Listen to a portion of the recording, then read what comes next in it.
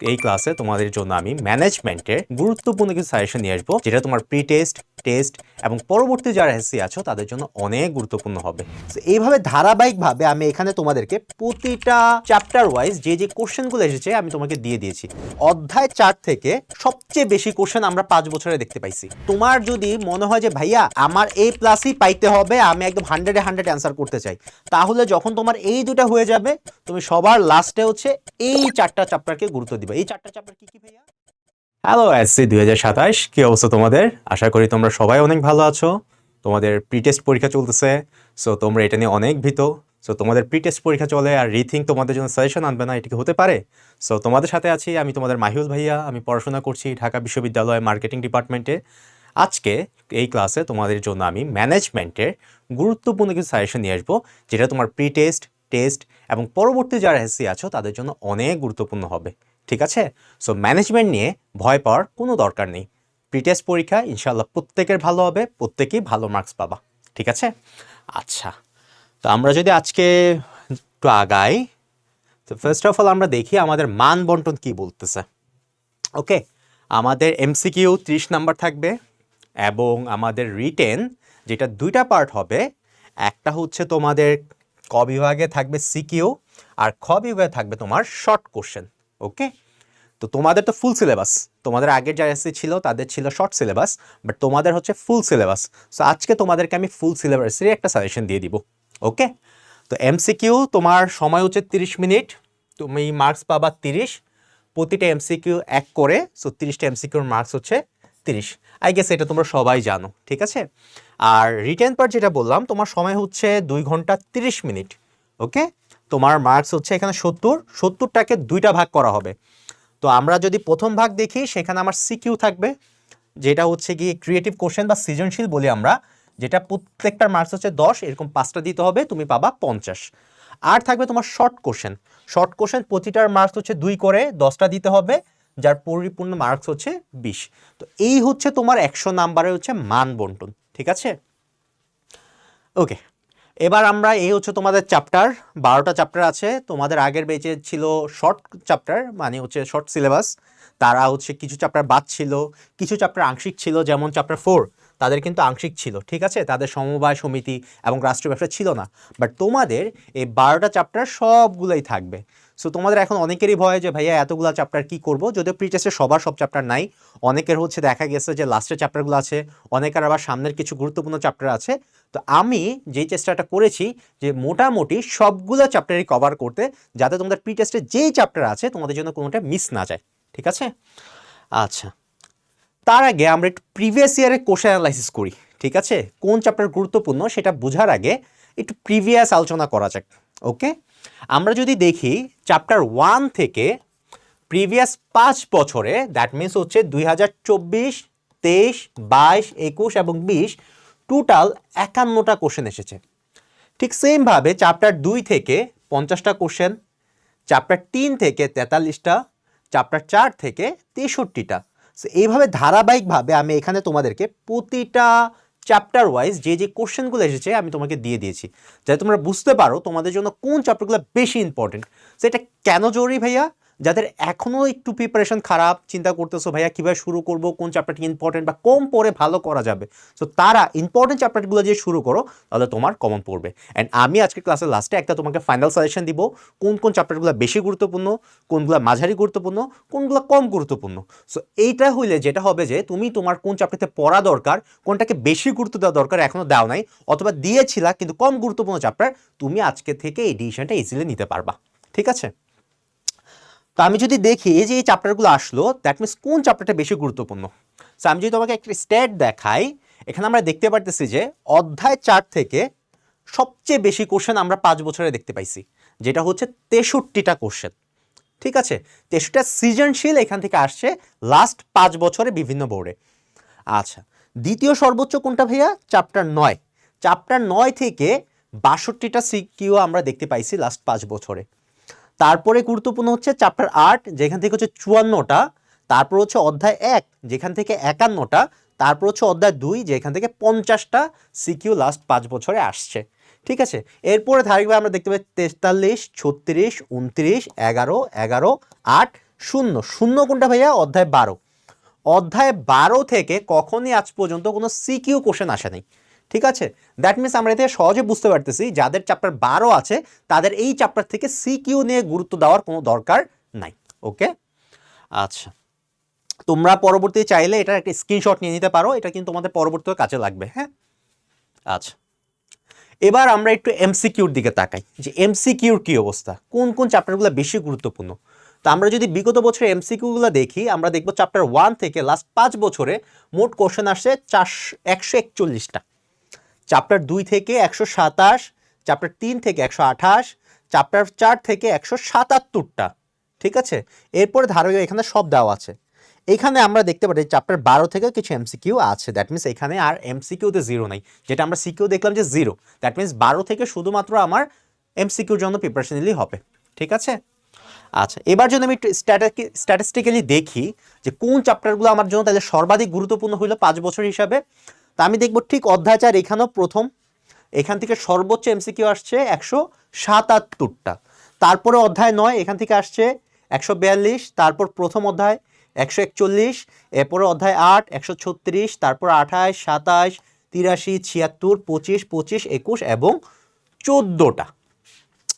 এইটা যদি আমি একটু তাকাই তাহলে আমরা বুঝে যাইতেছি যে এই যে প্রথম দিকে চ্যাপ্টারগুলো যেমন 4, 9, 1, 8, 3, 2, 5 এবং 11, এই পর্যন্ত যে চ্যাপ্টারগুলো আছে এই চ্যাপ্টারগুলা প্রচুর গুরুত্বপূর্ণ। তোমাকে আই গেস আমার আর বুঝাইতে হবে না যে কেন এটা গুরুত্বপূর্ণ, ঠিক আছে? এবার আমি এমসিকিউ দেখাইলাম, তোমাদেরকে সিকিউ দেখাইলাম, সো এবার দুইটা মিলে আসলে কোন চ্যাপ্টারগুলো গুরুত্বপূর্ণ আমরা একটু দেখি, ঠিক আছে? আসুন আমরা এখানে বিগত বছরে এমসিকিউ এবং সিকিউ কোশ্চেনগুলো একসাথে অ্যানালাইসিস করব। ওকে, তো আমরা যদি দেখি সিকিউর কী অবস্থা ছিল, আমি ওই ধারাবাহিকভাবে এখানে লিখছি অধ্যায় 4 সর্বাধিক 63টা, 9 থেকে 62, 8 থেকে 54, 1, 2 এভাবে আমি সাজাইছি গুরুত্বের ভিত্তিতে। তো সবুজ মার্ক করা মানে কি ভাইয়া? এগুলো হচ্ছে হাইলি ইম্পর্টেন্ট। তোমার যদি প্রি টেস্টে এই চ্যাপ্টারগুলো আমাদের থাকে, এই চ্যাপ্টারগুলোকে তুমি সর্বাধিক গুরুত্ব দিবা, ঠিক আছে? যেগুলো নীল দাগ দেওয়া সেটার মানে কি? এটা হচ্ছে মিডিয়াম ইম্পর্টেন্স।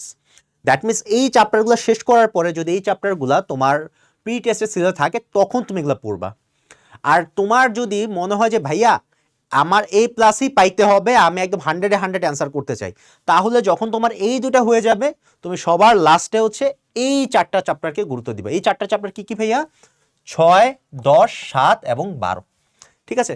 মজার ব্যাপার হচ্ছে যে চ্যাপ্টারগুলা সিকিউতে ইম্পর্টেন্ট ছিল সেই সেম চ্যাপ্টারগুলো এমসিকিউতে ইম্পর্টেন্ট। যেমন দেখেন চ্যাপ্টার 4, এখানেও চ্যাপ্টার 4 আছে, চ্যাপ্টার 9 এখানেও চ্যাপ্টার 9 আছে, এখানে হয়তো বা চ্যাপ্টার 8 ছিল, দেখেন এই যে এখানে চ্যাপ্টার 8 আছে, এখানে চ্যাপ্টার 1 ছিল, এখানে চ্যাপ্টার 1 আছে, এখানে চ্যাপ্টার 2 ছিল, এখানে চ্যাপ্টার 2, এখানে চ্যাপ্টার 3, এখানে চ্যাপ্টার 3। দ্যাট মিনস আমি যদি তোমাকে সহজ ভাষায় বলি ভাইয়া, এই যে 6টা যেটা আছে গ্রিন দাগ দেওয়া 6টা, দ্যাট মিনস হচ্ছে 6টা অধ্যায়। হ্যাঁ, 6টা অধ্যায়।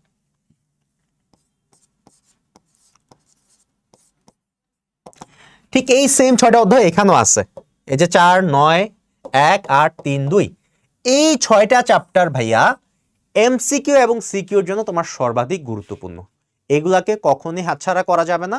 যদি এই চ্যাপ্টারগুলো থাকে তোমার, তুমি পড়ে ফেলবে। এই 6টা চ্যাপ্টার কী কী ভাই আমি যদি একটু লিখে দিই তোমাদেরকে, chapter 1, chapter 2, chapter 3, chapter 4, chapter 8 and chapter 9। এই 6টা চ্যাপ্টার যদি তোমার প্রিটেস্টে থাকে তুমি মাস্ট পড়বা, এখানে কোনো মাফ নেই, ঠিক আছে? এবং এটাতে তুমি এমসিকিউ পড়বা, সিকিউ পড়বা, কোনো কিছু বাদ দেওয়া যাবে না, ঠিক আছে? এগুলো যদি তোমার শেষ হয়ে যায়, তুমি যদি একটু ভালো করতে চাও, লেটাসে তুমি অ্যাড করবা চ্যাপ্টার 5 এবং 11, ঠিক আছে?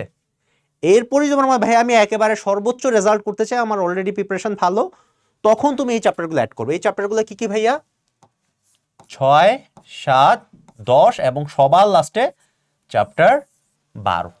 সো তোমার বইটাকে তুমি যদি এখন এভাবে সাজাও তাহলে তোমার পড়াটা সহজ হবে। সো তুমি যদি এখনো কিছু শুরু না করো ভাইয়া, তুমি কোথা দিয়ে শুরু করবা? এই যে এখান থেকে। কজ এখান থেকে যদি তুমি দেখো এমসিকিউ এবং সিকিউ সর্বাধিক চলে আসে। দ্যাট মিনস এই চ্যাপ্টারগুলো যদি তুমি প্রিপারেশন নাও তোমার পরীক্ষা ইনশাল্লাহ অনেক ভালো হবে। আরও যদি আমি একটু উল্টাভাবে বলি, এই চ্যাপ্টারগুলো ছাড়া তোমার পরীক্ষায় তুমি ভালো করা সম্ভব না, ঠিক আছে? তো তো এখন তো আমরা চ্যাপ্টার নিয়ে মোটামুটি একটা আইডিয়া হয়েছে যে কোন চ্যাপ্টারগুলো গুরুত্বপূর্ণ, কোন চ্যাপ্টারে কি আছে। এবার আমি ইন্ডিভিজুয়ালি প্রতিটা চ্যাপ্টার ধরে ধরে তোমার সাজেশন দেবো যে এই চ্যাপ্টারের মধ্যে থেকে তুমি কি পড়বা, ঠিক আছে। সো আমি তোমাদের সুবিধার্থে প্রতিটা চ্যাপ্টার এখানে আলোচনা করছি, দ্যাট মিনস 1 থেকে 12 পর্যন্ত আমি কোনোটা বাদ দিইনি, ঠিক আছে। এখন তোমাদের কাজ হচ্ছে তোমাদের যে চ্যাপ্টারগুলো প্রি টেস্টে আসবে তোমরা সেই চ্যাপ্টারগুলো ধরে ধরে তোমরা আগাবা, ওকে। আচ্ছা, আমরা যদি ফার্স্ট চ্যাপ্টারটা দেখি, এটার নাম হচ্ছে ব্যবসায় পরিচিতি। আমাদের মোটামুটি হাফ ইয়ারলির মধ্যেই চ্যাপ্টারটা সব স্কুলে হয়ে যাওয়ার কথা, তাও কিছু কিছু স্কুলে আছে তারা ফুল সিলেবাসে পরীক্ষা নিচ্ছে। তো এই চ্যাপ্টার থেকে আসলে তোমরা কি কি পড়বা, আমরা দেখেছিলাম এই চ্যাপ্টারটা হচ্ছে সর্বাধিক গুরুত্বপূর্ণ চ্যাপ্টারের মধ্যে একটা, রাইট। আচ্ছা, এই চ্যাপ্টারে ফার্স্ট অফ অল তুমি পড়বা ব্যবসায়ের ধারণা, উৎপত্তি ও ক্রমবিকাশ। ক্রমবিকাশে ভাই কি ছিল, ওই যে মধ্য, ঠিক আছে, প্রাচীন যুগ, মধ্যযুগ, আধুনিক যুগ, এগুলা, হ্যাঁ, প্রাচীন, মধ্য, আধুনিক, এই যে যুগগুলা ছিল তোমরা এই যুগগুলা পড়ে ফেলবা। তোমাদের যদি কারো এখন এরকম হয় যে ভাইয়া আমি তো এটা পড়িও নাই, আমার অলরেডি এই চ্যাপ্টারের উপর একটা ভিডিও আছে ইউটিউবে, সো তোমরা ওইটা দেখে নিবা, দেখে নিলে আই গেস তোমাদের এটা ক্লিয়ার হয়ে যাবে। সো এই 3টা যুগ তোমরা পড়বা, কারণ এখান থেকে প্রচুর এমসিকিউ আসে। তারপর তোমরা কি করবা, ব্যবসার আওতা ও প্রকারভেদ। ব্যবসার প্রকারভেদ কয়টা ভাইয়া, 3টা। কি কি ছিল, শিল্প, বাণিজ্য, আরেকটা হচ্ছে প্রত্যক্ষ সেবা। এই 3টা প্রকারভেদ তোমরা পড়ে ফেলবা। তার কারণ হচ্ছে এই 3টার মধ্যে শিল্প এবং বাণিজ্য থেকে মাস্ট কোশ্চেন পাবা, মাস্ট। তারপর যদি দেখি তোমরা কি পড়বা, এই যে শিল্পর ধারণা এবং প্রকারভেদ। শিল্প কয় প্রকার ভাইয়া, 5 প্রকার। কয় প্রকার শিল্প, 5 প্রকার। কি কি ছিল, প্রযোজন শিল্প, নির্মাণ শিল্প, নিষ্কাশন শিল্প, উৎপাদন শিল্প, আরেকটা কি, আরেকটা হচ্ছে সেবা পরিবেশক শিল্প। আচ্ছা, শিল্পর পরে তোমরা পড়বো হচ্ছে বাণিজ্য এবং বাণিজ্যের প্রকারভেদ, ঠিক আছে। বাণিজ্যকে কি বলা হয় ভাইয়া, বাণিজ্যকে বলা হয় বন্টনকারী শাখা, ঠিক আছে। আর শিল্পকে কি বলা হয়, উৎপাদনের বাহন, ঠিক আছে। আচ্ছা, বাণিজ্য কত প্রকার ভাইয়া, আমরা 6 প্রকার পেয়েছি, 6টা কাজ। কি কি ভাইয়া, পরিবহন, গুদামজাতকরণ, ব্যাংকিং, ওকে, বিজ্ঞাপন, এগুলা। আচ্ছা, প্রত্যক্ষ সেবাটা একদম ইজি, এটা তোমাকে একটু কম গুরুত্ব দিলে হবে। সো এখান থেকে গুরুত্বপূর্ণ যেগুলো আমি স্টার দিয়ে দিচ্ছি, এগুলো সবই গুরুত্বপূর্ণ, তাও আমি স্টার দিয়ে দিচ্ছি। এটা গুরুত্বপূর্ণ, এটা গুরুত্বপূর্ণ, এবং এখান থেকে ক্রমবিকাশটা গুরুত্বপূর্ণ, ঠিক আছে। তারপরে ব্যবসার যে পরিবেশ, কয়টা পরিবেশ ছিল ভাইয়া, পরিবেশ ছিল আমাদের 6টা, ঠিক আছে। এই 6টা পরিবেশ খুব ভালোভাবে পড়বা, এখান থেকে মাস্ট তুমি কোশ্চেন পাবাই, এখান থেকে কোনো মাফ নাই। 6টা পরিবেশ তোমাকে একদম মুখস্থ থাকতে হবে, ঠিক আছে। এবং এখান থেকে কি পড়বা, পরিবেশের উপাদানগুলা। কি কি পড়বা ভাইয়া, পরিবেশের উপাদান যেগুলো ছিল সেই উপাদানগুলো পড়বা তোমরা, হ্যাঁ, ইনশাল্লাহ উপাদানগুলো পড়লে তোমাদের কমন থাকবে, ঠিক আছে। আরেকটা পার্ট ছিল বাংলাদেশে ব্যবসায়িক পরিবেশ। এখান থেকে পড়ার মতো তেমন কিছু নাই, শুধুমাত্র এমসিকিউ আছে, ঠিক আছে। যেমন যে পোর্টো গান্ডো, পোর্টো পিকিউনো, এরপরে পর্তুগিজরা কত সালে বাংলাদেশে আসছিল, বাংলাদেশ কিসের জন্য বিখ্যাত ছিল, এখানে কিছু ইতিহাস আছে। তো তোমরা এই বাংলাদেশের ব্যবসায়িক পরিবেশ থেকে তুমি যেটা পড়বা সেটা হচ্ছে ইতিহাসটা, জাস্ট একবার রিডিং মারবা। এখান থেকে তোমার যেই কোশ্চেনগুলো আছে সেটা হচ্ছে এমসিকিউ, ঠিক আছে। তো তুমি যদি চ্যাপ্টারটা এখন এইভাবে পড়ো তোমার এই চ্যাপ্টার থেকে কোশ্চেন মিস যাবে না, ওকে। আচ্ছা, আমরা যদি পরবর্তী চ্যাপ্টার দেখি যেটা হচ্ছে ব্যবসা, উদ্যোগ এবং উদ্যোক্তা। এখানে বেসিকলি উদ্যোক্তা নিয়ে আলোচনা করছে। উদ্যোক্তা কি ভাইয়া, তুমি একজন যদি ব্যবসা করতে চাও তুমি কিভাবে ব্যবসা করবা, কিভাবে শুরু করবা, তোমার কি কি বৈশিষ্ট্য থাকবে, ঠিক আছে। সো এখান থেকে তুমি কি কি পড়বা, ফার্স্ট অফ অল উদ্যোগ এবং ব্যবসা উদ্যোগের ধারণা ও বৈশিষ্ট্য। তারপর এখান থেকে যে কোশ্চেন সবচেয়ে বেশি আসে, উদ্যোগ এবং ব্যবসা উদ্যোগের পার্থক্য। পার্থক্যটা কি ভাইয়া, যে কোনো কাজের কর্মপ্রচেষ্টা হচ্ছে উদ্যোগ, আর তুমি যদি ব্যবসা করার জন্য বা মুনাফা অর্জনের জন্য উদ্যোগ নাও সেটাই হচ্ছে ব্যবসায় উদ্যোগ।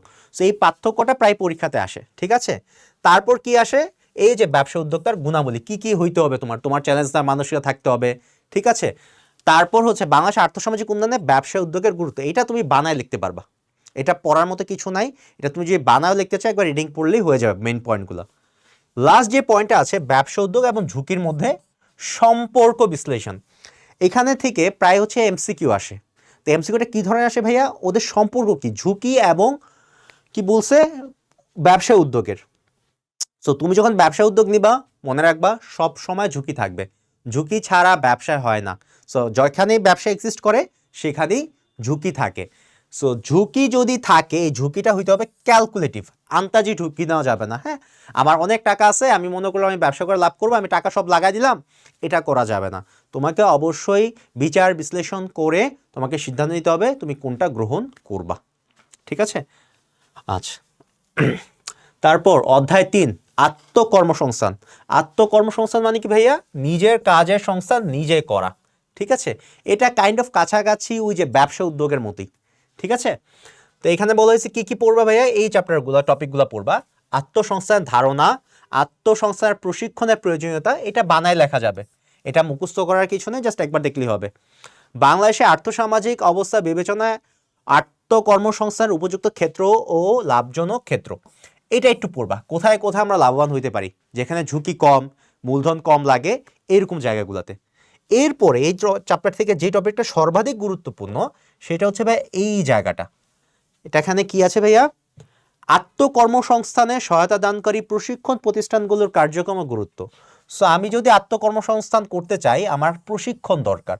সেই প্রশিক্ষণ যে প্রতিষ্ঠানগুলো দেয়, এখানে তোমার অনেকগুলো প্রতিষ্ঠানের নাম আছে, অলমোস্ট 60টার মতো। তো এতগুলা তো তুমি পড়তে পারবে না, রাইট? সো আমি তোমাদের জন্য কিছু ইম্পর্টেন্টগুলো দাগায় দিয়েছি। সো ইম্পর্টেন্ট কোনগুলো ভাইয়া? তুমি এই যে যুব প্রশিক্ষণ কেন্দ্রটা পড়বা খুব গুরুত্ব দিয়ে, এটা বাদ দিবা না। এবং তুমি এনজিওটা পড়বা। ঠিক আছে, এনজিও মানে কি ভাইয়া? Non government organisation.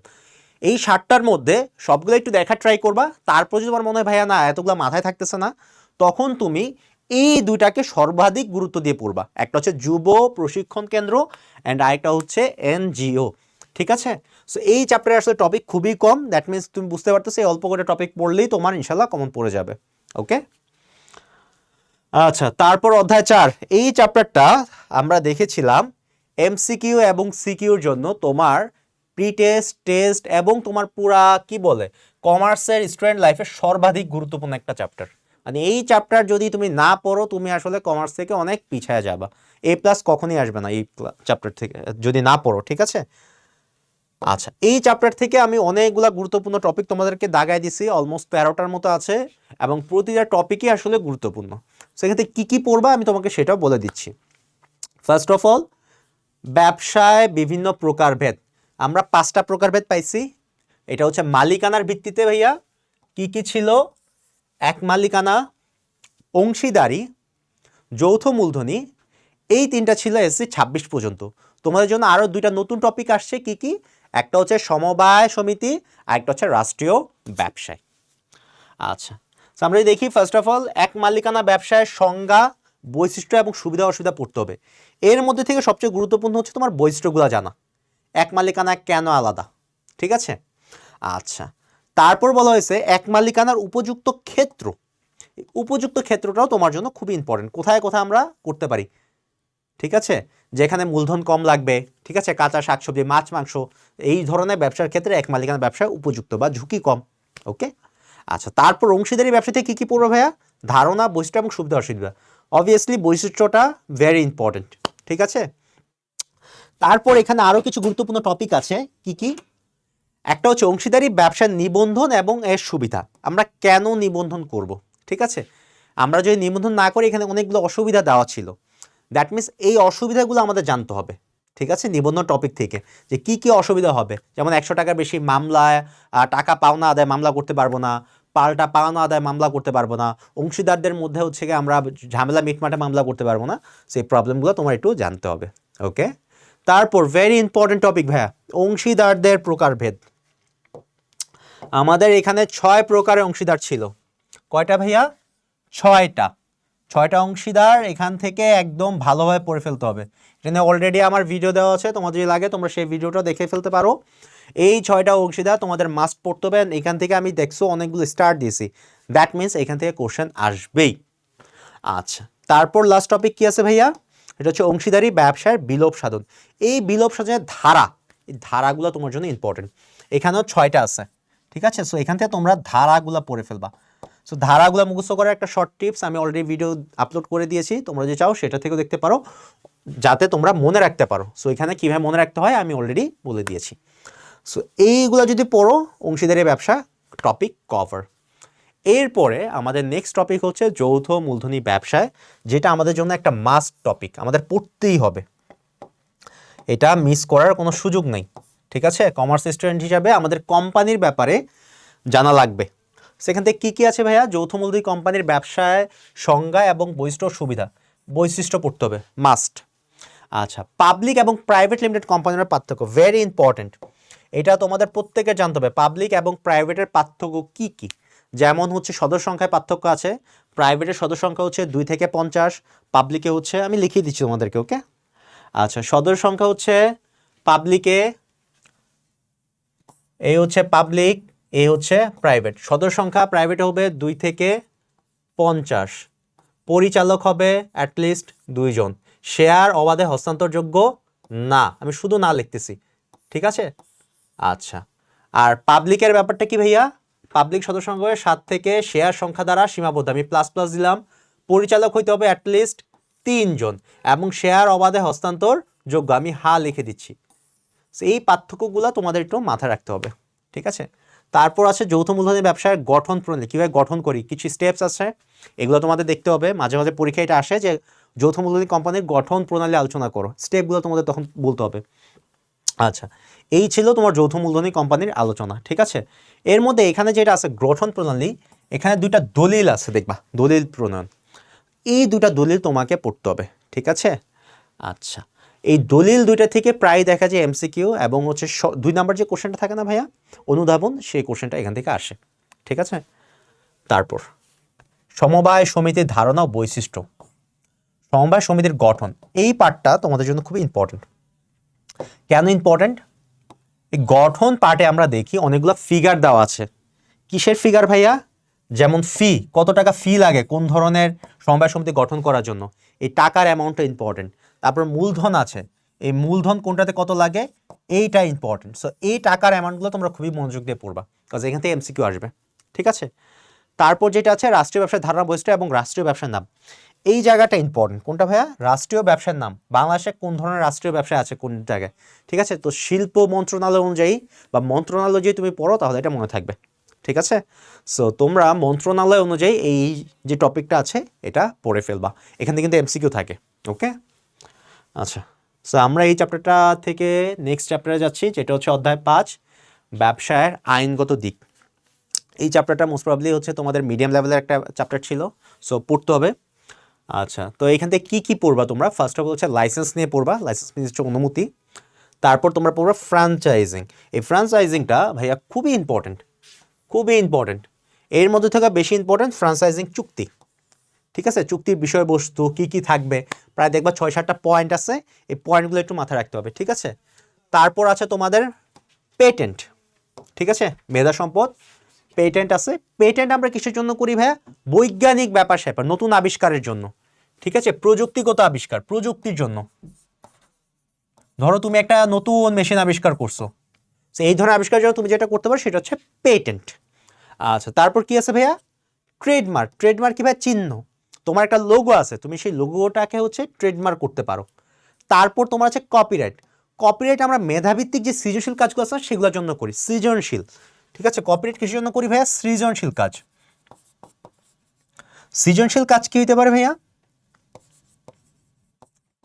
যেমন ধরো তুমি কবিতা লেখো, তুমি ছবি আঁকো, এইসব কাজের জন্য তুমি চাইলে তোমার কপিরাইট করে রাখতে পারো। তারপর এখান থেকে যে টপিকটা খুবই ইম্পর্টেন্ট সেটা হচ্ছে বিএসটিআই। বিএসটিআই এর পুনরূপ কি? Bangladesh standard and testing institute. এর কাজটা কি ভাইয়া? বাংলাদেশে যত কোম্পানির প্রোডাক্ট আছে এবং তাদের এই ট্রেডমার্ক বা পেটেন্ট আছে, এগুলো সংরক্ষণের দায়িত্ব, তদারকির দায়িত্ব, তাদেরকে লাইসেন্স দেওয়ার দায়িত্ব এবং সেটা ছিনে নেওয়ার দায়িত্ব, এই সব কিছুর দায়িত্ব থাকে বিএসটিআইয়ের উপরে, যে তারা ঠিকঠাক প্রোডাক্ট দিচ্ছে কিনা, প্রোডাক্টের মান ঠিক আছে কিনা, এগুলো চেক করে বিএসটিআই। তারপর যে টপিকটা এই চ্যাপ্টার থেকে লাস্ট ইম্পর্টেন্ট সেটা হচ্ছে বিমার ধারণা, বিমার প্রকারভেদ এবং প্রয়োজনীয়তা। তোমাদের এখানে 4টা বিমা আছে টোটাল, ঠিক আছে? বিমার প্রকারভেদ 4টা আছে, সেই 4টা বিমাই তোমার পড়তে হবে, ঠিক আছে? জীবন বিমা, অগ্নি বিমা, নৌ বিমা, আরেকটা হচ্ছে দুর্ঘটনা জড়িত বিমা।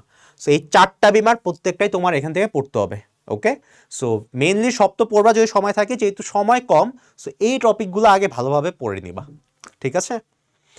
আচ্ছা, চ্যাপ্টার 6 তো মোটামুটি দেখলাম ম্যাক্সিমাম তোমাদের যারা স্কুল আছে এই চ্যাপ্টার 6-এর পরে যে চ্যাপ্টারগুলো সেগুলোই মূলত প্রি টেস্টে আছে ম্যাক্সিমাম। সো তোমাদের জন্য এখন থেকে এই টপিকগুলো গুরুত্বপূর্ণ, ঠিক আছে? আচ্ছা, আমরা যদি দেখি চ্যাপ্টার 6-এ কি আছে, ব্যবসায় পরিকল্পনা ধারণা গুরুত্ব, একদম ইজি, এখানে খুব আহামরি পড়ার মতো কিছু নাই, তুমি আইডিয়া নিবা কি কি করবা। তারপর যে টপিকটা ইম্পর্টেন্ট সেটা হচ্ছে এই যে 2 নম্বর পয়েন্ট, ব্যবসায় পরিকল্পনা প্রণয়ন প্রক্রিয়া। এখানে 3টা ধারাবাহিক কাজ আছে, ঠিক আছে? কয়টা ভাইয়া? 3টা ধাপ। এই 3টা ধাপ তোমাকে পড়তে হবে। এর মধ্যে যে সেকেন্ড ধাপ আছে ওইখানে আমরা দেখতেছি মাইক্রো স্ক্যানিং এবং ম্যাক্রো স্ক্যানিং আছে। এই দুটো টপিক তোমাকে ভালোভাবে পড়তে হবে। ম্যাক্রো কি ভাইয়া? বড় আকারে আমি যখন একটা ব্যবসা করতে যাই, আমি যে পরিবেশে ব্যবসা করব সেই পরিবেশটা আমার জন্য অনুকূল কিনা সেটা যাচাই করার উপায় হচ্ছে ম্যাক্রো স্ক্যানিং। আর মাইক্রোটা কি ভাইয়া? আমি যেই প্রোডাক্ট নিয়ে ব্যবসা করব সেই প্রোডাক্টটা সুইটেবল কিনা, আমার ব্যবসার ভিতরের পরিবেশ ঠিক আছে কিনা, আমার কর্মচারীরা ঠিক আছে কিনা, এইগুলো যাচাই করার কাজই হচ্ছে মাইক্রো স্ক্যানিং, ঠিক আছে? আচ্ছা, তারপর হচ্ছে ক্ষুদ্র ব্যবসায় পরিকল্পনা। এরপরে এই পরিকল্পনার মধ্যে আমরা একটা জিনিস পাচ্ছি, সেটা হচ্ছে সম আয় ব্যয় বিশ্লেষণ। সম আয় ব্যয় বিশ্লেষণটা কি ভাইয়া? ইংলিশে এটা বলা হয় ব্রেক ইভেন পয়েন্ট, ঠিক আছে? ইংলিশে এটা বলা হয় ব্রেক ইভেন পয়েন্ট, BEP, পূর্ণরূপ হচ্ছে ব্রেক ইভেন পয়েন্টস। এটার আসলে কাজটা কি? এটার কাজ হচ্ছে সহজে বোঝার জন্য আমি যত টাকা ইনভেস্ট করতেছি সেই টাকা তোলার জন্য আমার কতগুলো প্রোডাক্ট বিক্রি করতে হবে। ধরো তুমি 10,000 টাকা দিয়ে একটা ব্যবসা শুরু করছো, ঠিক আছে? সেই 10,000 টাকা তোলার জন্য তোমার কতগুলো প্রোডাক্ট সেল করে। ধরো একটা প্রোডাক্ট বেচো তুমি হচ্ছে 10 টাকা করে, ঠিক আছে? 10 টাকা করে হচ্ছে তুমি প্রোডাক্ট সেল করো। সো এই 10 টাকা করে যদি তুমি সেল করো, তোমার কতগুলো প্রোডাক্ট বিক্রি করতে হবে ভাইয়া? তোমার মোটামুটি 1000 প্রোডাক্ট সেল করা লাগবে। সো এই 1000 প্রোডাক্টকে আমরা বলি ভাইয়া break even point, BEP। That means এর থেকে যদি তুমি কম করো তোমার লস হবে, এর থেকে যদি বেশি করতে পারো তোমার লাভ হবে, বাট এর নিচে যাওয়া যাবে না। তারপর বাংলাদেশের শিল্প, এই টপিকটা খুবই গুরুত্বপূর্ণ, খুবই গুরুত্বপূর্ণ, ঠিক আছে? এবং তোমরা ম্যাক্সিমাম স্টুডেন্ট এই টপিকটারে ভয় পাও কেন? কজ এই টপিকে বা এই চ্যাপ্টারে অনেক বেশি ফিগার দেওয়া, টাকার ফিগার, জনসংখ্যার ফিগার। সো তোমাদের সহজের জন্য আমি আজকে এই স্লাইডের পরে একটা টিপস রেখেছি তোমাদের জন্য, ঠিক আছে? আচ্ছা, এই চ্যাপ্টার থেকে কী কী পড়বে ভাইয়া? শিল্পের প্রকারভেদ। আচ্ছা, শিল্পকে তুমি হচ্ছে প্রকৃতির ভিত্তিতে বা ব্যাপক অর্থে, কি অর্থে ভাইয়া? ব্যাপক অর্থে 2 ভাগে ভাগ করতে পারো। 2টা ভাগ কি কি? একটা হচ্ছে উৎপাদন, একটা হচ্ছে সেবা। কি কি ভাইয়া? উৎপাদন এবং সেবা। আচ্ছা, উৎপাদনে আমরা কি করি ভাই? একটা নতুন পণ্য বানাই, আবিষ্কার করি, আবিষ্কার বলতে হচ্ছে উৎপাদন করি আর কি। সেবাতে কি করে? আমরা পণ্য দেই না, আমরা সার্ভিস দিই, সেবা দিই। তো ব্যাপক অর্থে এই 2 প্রকারই হয় শিল্প, ঠিক আছে? আচ্ছা, সো এই 2 প্রকারকে আমরা তাদের জনসংখ্যা এবং মূলধন, কি বললাম ভাইয়া? জনসংখ্যা এবং মূলধন, এই 2টার ভিত্তিতে আমরা 4 ভাগে ভাগ করতে পারি। এই 4টা ভাগ কি কি? এই যে এই 4টা, 1 2 3 4, এই 4টা পড়তে হবে। সেই 4টাই তোমার জন্য ইম্পর্টেন্ট, ঠিক আছে? কুটির শিল্প, ক্ষুদ্র শিল্প, মাঝারি শিল্প, বৃহৎ শিল্প, এখান থেকে কোনটা আসে আসলে বলা যায় না, এখান থেকে প্রতিটার থেকেই মোটামুটি প্রশ্ন আসে। তাও যদি কেউ বলো ভাইয়া না আমাকে একটাই বলেন আমি একটাই পড়বো, তাহলে ভাইয়া তোমার আমি বলবো যে সবার আগে তুমি হচ্ছে মাঝারি শিল্পটা একটু মাথায় রেখো, কজ এখান থেকে হচ্ছে বেশি কোশ্চেন দেখা গেছে। আচ্ছা, তারপর ভাই এখান থেকে কী পড়বা? উন্নত উন্নত শিল্পলেখা, ভেরি ইম্পর্টেন্ট। কোন এরিয়াগুলো, যেমন গাজীপুর উন্নত না অনুন্নত, এখানে ডিস্ট্রিক্ট ওয়াইজ তোমার একটা চার্ট দিয়ে দিচ্ছে, ঠিক আছে? আমাদের যত বিভাগ আছে সেই বিভাগ অনুযায়ী কোন জেলাগুলো উন্নত, কোন জেলা অনুন্নত, একটা চার্ট আছে। তো তোমরা একটু এটা দেখে নিবা, ঠিক আছে? আচ্ছা, সো আমি তোমার বলেছিলাম যে এই চার্টটা কেমনে মনে রাখতে হয় আমি তোমাদেরকে দেখাবো, ঠিক আছে? সো আসেন আমরা একটু আপনাদের জন্য সহজ করে দিই। এই যে এখানে আপনারা একটা চার্ট দেখতে পারতেছেন, যেখানে আমি শিল্পের ধরন অনুযায়ী 4টা শিল্প নিছি: কুটির শিল্প, ক্ষুদ্র শিল্প, মাঝারি শিল্প এবং বৃহৎ শিল্প। এখন আপনারা যারা একদমই পড়েন তারা বলবেন স্যার তাইলে এখানে 2 রকম কেন হইলো? 2 রকম হয়েছে, ক্ষুদ্র শিল্পের মধ্যে আমরা 2টা ভাগ পাই, একটা হচ্ছে উৎপাদন এবং একটা হচ্ছে সেবাধর্মী। মাঝারি শিল্প তো সেম, উৎপাদন এবং সেবাধর্মী। বৃহৎ শিল্প সেম, উৎপাদন এবং সেবাধর্মী। এখন আপনাদের অনেকে কোশ্চেন থাকতে পারে, স্যার তাহলে কুটির শিল্পে নাই কেন? বাবা, কুটির শিল্পে আমরা আসলে সেবা দেই না, আমরা আসলে নতুন কিছু উৎপাদন করিয়ে বানাই। কুটির ছোট, যেমন হচ্ছে তুমি মূলা, কুলা, ঠিক আছে, এগুলো বানাও। হ্যাঁ, আচ্ছা আচ্ছা, মূলা তো বানানো যায় না, ওই ঢেলা টেলা আর কি কি যেন আছে, হ্যাঁ, নৃত্যশিল্প এগুলা। আচ্ছা, এগুলার আমরা আসলে কুটির শিল্প বুঝি, প্রাচীনকাল থেকে আসতেছে। হ্যাঁ, মাটির তৈরি হইতে পারে, বেতের তৈরি হইতে পারে।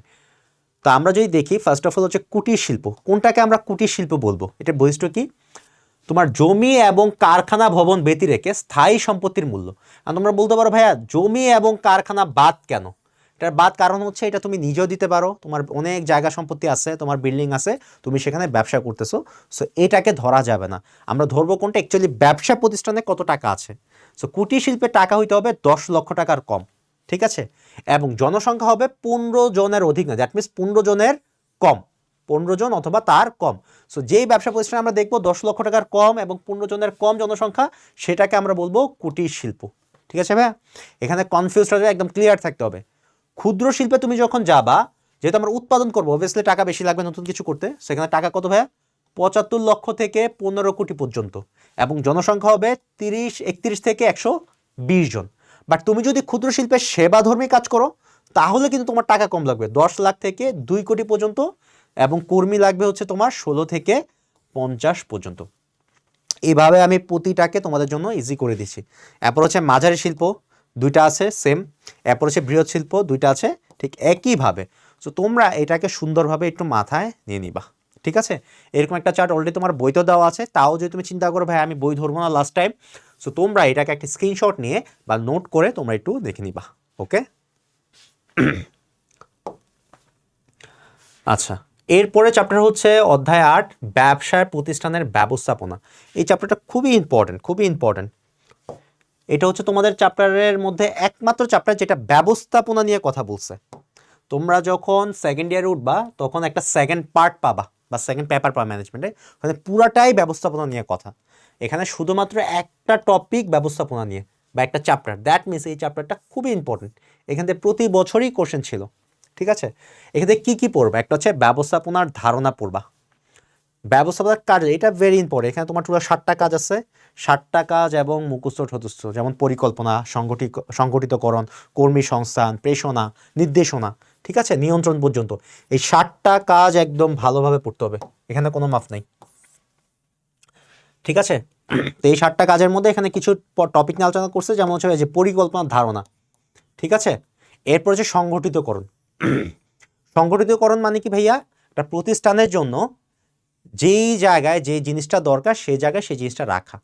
দ্যাট মিনস কি, আমার কোম্পানি চালানোর 10টা মেশিন দরকার, আমি আনবো। আমার এই 10টা মেশিন চালানোর জন্য 100টা কর্মী দরকার, আমি আনবো, এবং যেই কর্মী যেই কাজ পারে তাকে সেই জায়গায় রাখবো, ঠিক আছে। আচ্ছা, তারপর হচ্ছে নেতৃত্বের ধারণা প্রকারভেদ। নেতৃত্ব মানে হচ্ছে নির্দেশনা দেওয়া, এর প্রকারভেদগুলো ভেরি ইম্পর্টেন্ট। আমরা যদি দেখি নেতৃত্বের এখানে 4টা প্রকারভেদ আছে। 4টা কি ভাই? গণতান্ত্রিক, স্বৈরতান্ত্রিক, আমলাতান্ত্রিক এবং মুক্ত নেতৃত্ব। এই 4টার যে পার্থক্য, এই পার্থক্যগুলো পড়তে হবে, ঠিক আছে। এই প্রকারভেদের মধ্যে তোমার পার্থক্যগুলো পড়তে হবে, এই পার্থক্যগুলো পড়তে হবে, ঠিক আছে। প্রকারভেদ কয়টা ছিল ভাইয়া? 4টা প্রকারভেদ ছিল। তো এই 4টা প্রকারভেদ থেকে মাস্ট কোশ্চেন আসবে, ঠিক আছে। তারপর যদি আমরা দেখি আদর্শ নেতার গুণাবলী, এটা জাস্ট একবার রিডিং মারবা, ঠিক আছে। সুন্দর চেহারা, এটা কোন ধরনের, এরপরে আরও কয়েকটা আছে, সো এই ধরনেরগুলো তুমি একটু দেখবা, ঠিক আছে। তারপর হচ্ছে ব্যবসা অর্থায়নের উৎস। বেসিক্যালি ব্যবসা অর্থায়নের 2টা উৎস আছে, একটা হচ্ছে অভ্যন্তরীণ আর একটা হচ্ছে বাহ্যিক। বাট তোমার এখানে ওভাবে ভাগ করে দেওয়া নাই, তোমার এখানে যা সিরিয়ালি কয়েকটা পয়েন্ট আছে, বাট আমি তোমাকে ভাগ করে দিচ্ছি, ঠিক আছে। একটা হচ্ছে অভ্যন্তরীণ, একটা হচ্ছে বাহ্যিক। অভ্যন্তরীণ মানে কি হচ্ছে ভিতরের মানুষ থেকে নেওয়া, তারপর বাবা মা, পরিবার, আমার টাকা, ঠিক আছে। আর বাহ্যিককে আমি বাইরের কারোর কাছ থেকে টাকা নিলাম, ব্যাংক থেকে নিলাম, এগুলো হচ্ছে আমার বাহ্যিক উৎস, ওকে। আচ্ছা, তারপর বিপণন। বিপণন মানে কি ভাইয়া? মার্কেটিং।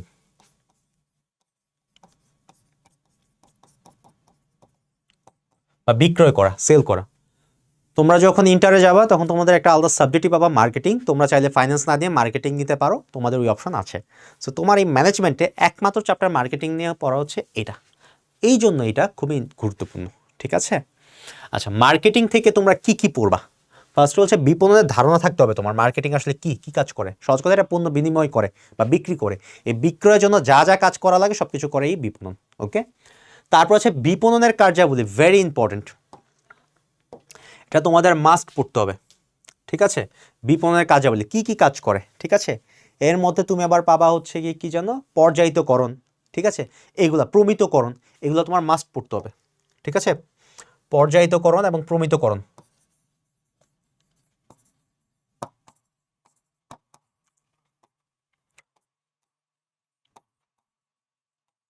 এই দুইটা নিয়ে মাস্ট কোশ্চেন থাকবে, ওকে।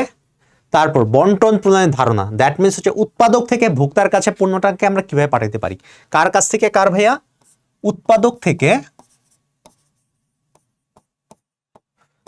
ভোক্তা পর্যন্ত আমরা পণ্যটাকে কিভাবে পাঠাতে পারি। অথবা আমরা ডাইরেক্ট পাঠাতে পারি, অথবা আমরা এখানে হচ্ছে গিয়ে তোমার কি জানো মধ্যস্থ ব্যবসায়ী আনতে পারি, তারা নিয়ে যাবে। সো এইভাবে টোটাল 4টা প্রকারভেদ আছে তোমার, হ্যাঁ, বন্টন প্রণালীর 4টা প্রকারভেদ আছে। এই 4টা প্রকারভেদ তোমার একটু দেখতে হবে, একদম ইজি, এটা একবার দেখলেই হয়ে যাবে। আচ্ছা, মাঝে মধ্যে এখানে চার্ট দেওয়া থাকে, যে এরকম চার্ট দেওয়া থাকে। সো তোমরা চার্ট দেখলে ঘাবড়ে যাও, হ্যাঁ হ্যাঁ কি আসছে, এটা আহামরি কিছু না, জাস্ট বুঝাইতেছে উৎপাদক থেকে, দ্যাট মিনস যে পণ্যটা উৎপাদন করছে তার থেকে ভোক্তা পর্যন্ত আমি পণ্যটাকে কিভাবে নিয়ে যাব। এই মাঝ পথে আমার কে কে থাকবে বা কে কে থাকবে, খুচরা ব্যবসায়ী থাকতে পারে, পাইকারি থাকতে পারে, রাইট। আচ্ছা, তারপর ভেরি ইম্পর্টেন্ট টপিক বিজ্ঞাপন, মাস্ট, এখান থেকে একটা কোশ্চেন থাকবেই। বিজ্ঞাপনের ধারণা এবং বিজ্ঞাপনের বিভিন্ন মাধ্যমগুলো আর কি কি আছে ভাইয়া, টেলিভিশন, রেডিও, এইগুলা, ঠিক আছে। তারপর হচ্ছে পত্রিকা, সো এইগুলা তোমার একটু আইডিয়া থাকতে হবে। তারপর বলা হয়েছে বিক্রয়িতার ধারণা ও আদর্শ বিক্রয়কর্মী গুণাবলী, এই টপিকটা তোমার রিডিং মারতে হবে। কেন, তার কারণ হচ্ছে এখান থেকে এমসিকিউ থাকে, ঠিক আছে। বিক্রয় কর্মীকে আসলে দেখতে কেমন হবে, ঠিক আছে, তার কি কি বৈশিষ্ট্য থাকবে, গুণাবলী থাকবে, এগুলো নিয়ে মূলত এখানে আলোচনা করছে, ওকে। তারপর ব্যবসায় উদ্যোগ উন্নয়নের সহায়ক সেবা, আমরা যে ব্যবসা করতে যাব, আমরা আসলে শুরুতেই চাইলে একা ব্যবসা করতে পারি না।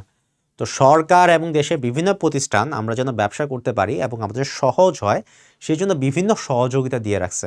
সো ম্যানেজমেন্টে এই ধারণা রাখাটা খুবই গুরুত্বপূর্ণ যে আমরা কোন বিষয়ে ব্যবসা করতে গেলে, কোথায় করতে গেলে আমরা এই ছাড়গুলা বা সহায়তাগুলা পাবো, ঠিক আছে। যেমন অনেক ক্ষেত্রে দেখা যায় অনেক ব্যবসা করলে সরকার ট্যাক্স কমায় দেয়, অনেক এরিয়াতে ব্যবসা করলে সরকার হচ্ছে ট্যাক্স কমায় দিবে, তুমি যদি লোন নিতে থাকো সেই লোনের সুদের হার কমে যাবে, ওকে। আচ্ছা, এখান থেকে কী কী পড়বা, ফার্স্ট অফ অল সহায়ক সেবার ধারণা থাকতে হবে, সহায়ক সেবাটা কী। তারপর বাংলাদেশ ক্ষুদ্র কুটির শিল্প সংস্থা নিয়ে তোমাদের পড়তে হবে, ঠিক আছে, এটা ভেরি ইম্পর্টেন্ট। তারপর যদি আমরা দেখি বিভিন্ন বাণিজ্যিক ব্যাংক আছে যেগুলো আমাদের সহায়তা দেয়, তোমাদের বইতে এরকম 3টা আছে। তোমরা যদি বলো স্যার আমি সব পড়তে পারবো না, সবগুলো আসলে ধারণা থাকা উচিত। তারপর যদি বলো যে স্যার আমি সবগুলো পড়তে পারবো না, তাহলে এখানে তুমি বিডিবিএল নিয়ে পড়বা। বিডিবিএল কি ভাইয়া, বাংলাদেশ ডেভেলপমেন্ট ব্যাংক লিমিটেড, এটা খুবই গুরুত্বপূর্ণ। সো তুমি যদি 3টা পড়তে না চাও, তুমি অ্যাটলিস্ট এই একটা পড়ে যাবা, ওকে। তারপর বেসরকারি উন্নয়ন সংস্থা, সরকারি ছাড়া বিভিন্ন বেসরকারি উন্নয়ন সংস্থা আমাদের সহযোগিতা করে, এরকম 6-7টা আছে তোমাদের। এখন তোমরা যদি বলো স্যার আমি আসলে সব মনে রাখতে পারবো না, বাট এই 6টা কিন্তু ইম্পর্টেন্ট, ঠিক আছে, 6টা না 7টা যেন আছে, এই সবগুলো ইম্পর্টেন্ট তোমাদের জন্য। তারপর যে বলো স্যার আমি আসলে এতগুলো পারবো না, আমাকে কিছু গুরুত্বপূর্ণ দাগায় দেন, তাহলে তোমরা অবশ্যই ব্রাক পড়ে যাবা, মাইডাস পড়ে যাবা এবং প্রশিক্ষা পড়ে যাবা। এগুলো খুব ভালোভাবে পড়বা, কেন, বিকজ এইগুলার পার্থক্য চায়। পার্থক্য কীভাবে চায়, মাইডাস এবং প্রশিক্ষার কাজের পার্থক্য কী, ব্রাগ এবং মাইডাসের কাজের পার্থক্য কী। আলটিমেটলি সবাই সহযোগিতা করতেছে, বাট এক একজনের টার্গেট থাকে এক এক দিকে, ঠিক আছে। সো ওই জিনিসটা ভেরি ইম্পর্টেন্ট, ওকে। আচ্ছা, তারপর শিল্পনীতিতে উল্লেখিত সহায়তার ধরন, কোন ধরনের সহায়তা দিচ্ছে। সো আমরা 3 ধরনের সহায়তা দেখি, এই টপিকটা খুবই ইম্পর্টেন্ট। কীভাবে আমি যদি তোমাকে একটু সংক্ষেপে আলোচনা করি, একটা হচ্ছে উদ্দীপনামূলক, একটা হচ্ছে সমর্থনমূলক, একটা হচ্ছে সংরক্ষণমূলক। সো নামগুলো দেখে আমরা আসলে প্রায় কনফিউজ হয়ে যাই যে কোনটার আসলে কাজ কি, একই তো, সাহায্যিত করতেছে, সো 3টা ভাগ কেন। সো মনে রাখবা উদ্দীপনামূলকের কাজ হচ্ছে তোমাকে ব্যবসার আগেই তোমাকে উদ্দীপ্ত করা, হ্যাঁ আপনি ব্যবসা করেন, এই ব্যবসা করেন, এটাতে লাভজনক আছে, তোমাকে হচ্ছে মোটিভেশন করা। যেমন তোমার আমি বললাম যে গরুর ব্যবসা খুবই ভালো, তুমি গরুর ব্যবসা করো, এখানে লাভবান হবা, এই যে তুমি মোটিভেশন ফিল করতেছো, এই কাজটি যে সহায়তা করে তাকে আমরা বলি উদ্দীপনামূলক সহায়তা, ঠিক আছে। তো তুমি চিন্তা করলে ব্যবসা করবা, গরুর ব্যবসা করবা, তুমি খুব খুশি, বাট এখন করতে গেলে তোমার টাকা পয়সা দরকার, ঠিক আছে, তুমি তাহলে ব্যবসা করতে পারবে না। সো তোমার টাকা দরকার, জায়গা দরকার, ঠিক আছে, কোথা থেকে গরু আনবে এই পরামর্শ দরকার। সো এই কাজগুলো করে হচ্ছে সমর্থনমূলক সেবা। সো বিভিন্ন প্রতিষ্ঠান আছে যারা তোমাকে সমর্থন দেয়, তোমাকে টাকা দিচ্ছে, সাজেশন দিচ্ছে, ঠিক আছে। এরপরে হিসেবে তুমি চিন্তা করলে যে আমি ব্যবসা দিচ্ছি, এখন আমি ব্যবসাটাকে আরো বড় করতে চাই, অথবা তোমার একটা ব্যবসা চলাকালীন সময় একটা বড় আকার লোন দরকার, দ্যাট মিনস টিকে থাকার জন্য, যাতে তোমার ব্যবসা ধ্বংস না হয়ে যায়। সো এই যে লাস্টে যে সহায়তা আমার লাগতেছে সেটা হচ্ছে সংরক্ষণমূলক, টিকে থাকার জন্য। সো বিভিন্ন প্রতিষ্ঠানে সংরক্ষণমূলক সহায়তাও দিয়ে থাকে, যেন তোমার ব্যবসা প্রতিষ্ঠান বন্ধ না হয়ে যায়। ঠিক আছে? আচ্ছা, তারপর ব্যবসায় 11 নাম্বার চ্যাপ্টার ব্যবসা উদ্যোগের, যেটা হচ্ছে ব্যবসায় নৈতিকতা সামাজিক দায়িত্ব। আমাদের প্রত্যেকের নাগরিক হিসাবে একটা দেশের দায়িত্ব হচ্ছে নৈতিক আচার আচরণ করা, এবং ব্যবসায় উদ্যোগ বা হচ্ছে ব্যবসা শিক্ষা স্টুডেন্ট হিসাবে আমাদের দায়িত্ব এটা আরও বেশি, যেন আমাদের ব্যবসা সামাজিকভাবে কারো ক্ষতি না করে, বা আমার কোম্পানি আমার সমাজের কোনো মানুষের ক্ষতি না করে। কেন হয় বলো তো? ব্যবসায় একটি সামাজিক প্রতিষ্ঠান। কেন কেন আমি একটা দেখব, কারণ ব্যবসায় একটি সামাজিক প্রতিষ্ঠান।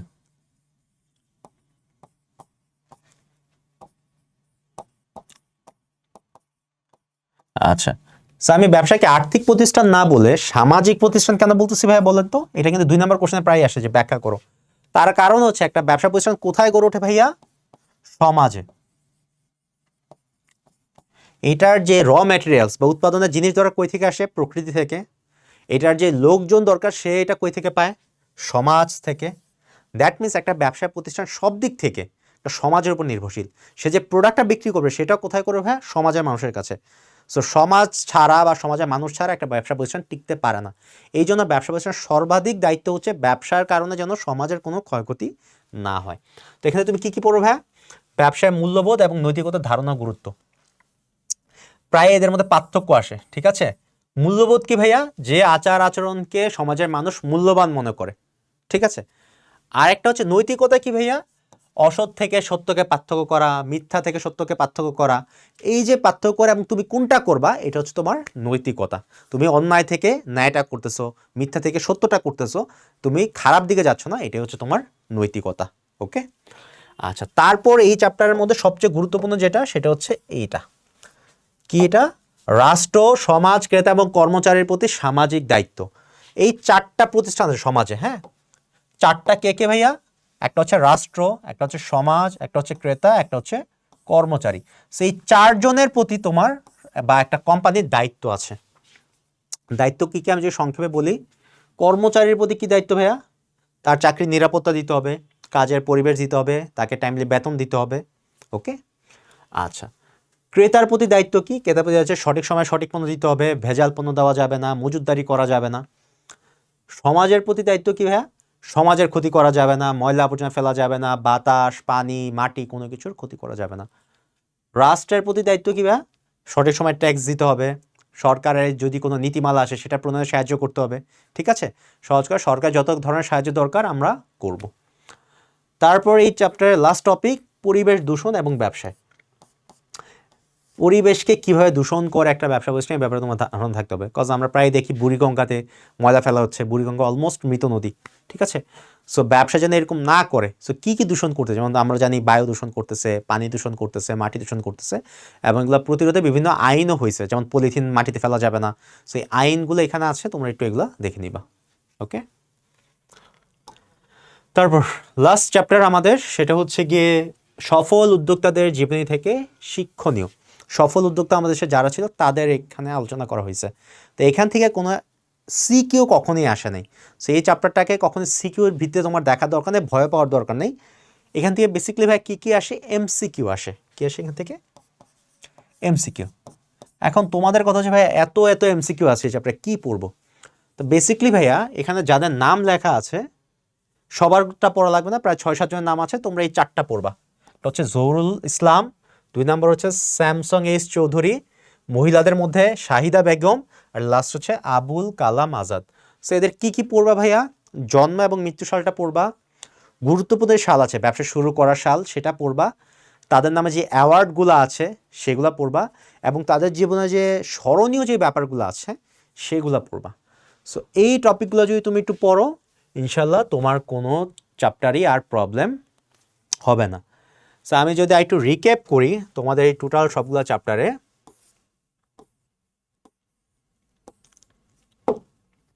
এই হচ্ছে তোমার 12টা চ্যাপ্টার। ওকে? এই 12টা চ্যাপ্টারের মধ্যে আমি 12টা চ্যাপ্টারে আলোচনা করছি। এর মধ্যে আমরা দেখলাম সর্বাধিক গুরুত্বপূর্ণ চ্যাপ্টার কোনটা ভাইয়া? এই যে আপনাদের সর্বাধিক গুরুত্বপূর্ণ চ্যাপ্টার হচ্ছে এই চ্যাপ্টারগুলা, ঠিক আছে? কোনটা কোনটা? এই যে 1, 2, 3, 4, তারপর 8 এবং 9, ঠিক আছে? 1, 2, 3, 4, 8 এবং 9 এই চ্যাপ্টারগুলো আপনারা সর্বাধিক গুরুত্ব দিয়ে পড়বেন। তার কারণটা হচ্ছে এই যে আপনার সামনেই আছে কেন এগুলো বেশি গুরুত্বপূর্ণ। তারপর যদি এগুলো শেষ হয়ে যায় আপনি যে দুটো চ্যাপ্টার পড়বেন সেটা হচ্ছে 6, 5 এবং 11, ঠিক আছে? এগুলো শেষ করার পরে আপনি পড়বেন হচ্ছে 6, 7 এবং 10 এবং 12। তো এখন আপনাদের অনেকেরই আসলে এই 6 নাম্বার চ্যাপ্টারের পরের চ্যাপ্টারগুলো আসলে প্রি টেস্টে আছে অনেক স্কুলে। তো আপনারা এই চ্যাপ্টারগুলো অবভিয়াসলি পড়তে হবে যেহেতু আছে। সো কীভাবে পড়বেন ভাই? গুরুত্বের ভিত্তিতে আপনি পড়বেন। কীভাবে? সবার আগে আপনি 6 শেষ করবেন। কেন 6 শেষ করবেন? এই যে দেখেন 6 থেকে 11টা সিকিউ আসছে, 25টা এমসিকিউ আসছে, 29টা এমসিকিউ আসছে, সরি 21টা, ঠিক আছে? তারপর আপনি পড়বেন ভাইয়া 7 নাম্বার চ্যাপ্টার। 7 নাম্বার চ্যাপ্টার কেন পড়বেন ভাইয়া? এখান থেকে 8টা আসছে হচ্ছে কি আপনার কি বলে সিকিউ এবং আপনার আসছে হচ্ছে কি 25টা এমসিকিউ, ঠিক আছে? তারপর আপনি যাবেন 10 নাম্বার চ্যাপ্টারে। 10-এ কি আছে ভাই? 11টা সিকিউ, 25টা এমসিকিউ, ওকে? তারপর আপনি সবার লাস্টে যেটা পড়বেন সেটা হচ্ছে চ্যাপ্টার 12। সো আপনি যদি এভাবে এখন পড়তে পারেন তাহলে আপনার সময়টা ইউটিলাইজ হবে এবং আপনি কম পড়ে অনেক বেশি নাম্বার ইনশাল্লাহ পেতে পারবেন। সো আশা করি আপনাদের প্রি টেস্টে কোন চ্যাপ্টারগুলো ইম্পর্ট্যান্ট এবং কোন চ্যাপ্টারগুলো সাজেশন দরকার ছিল আমি প্রতিটা চ্যাপ্টার টপিক ধরে ধরে আপনার আলোচনা করছি। যদি আপনারা কোনটা না বুঝেন লাগলে ভিডিওটা আরেকবার দেখবেন, দেখে আপনি একটা শর্ট নোট করবেন। হ্যাঁ, নোটের মধ্যে আপনি লিখবেন কোন টপিকগুলো আসলে পড়তে হবে এবং কোনগুলো ইম্পর্টেন্ট। সো আপনি বইটা নিয়ে ওই টপিকগুলোকে সর্বাধিক গুরুত্ব দিয়ে পড়বেন। সো আপনার যদি টাইম থাকে আপনি অবভিয়াসলি সব পড়েন, যদি টাইম না থাকে বই নিয়ে যেই টপিকগুলো আলোচনা করছি জাস্ট এইগুলো ভালোভাবে দেখেন, ইনশাল্লাহ প্রি টেস্টে অ্যাটলিস্ট আপনি ফেল করবেন না, ইনশাল্লাহ ভালো নাম্বারই আসবে, ঠিক আছে?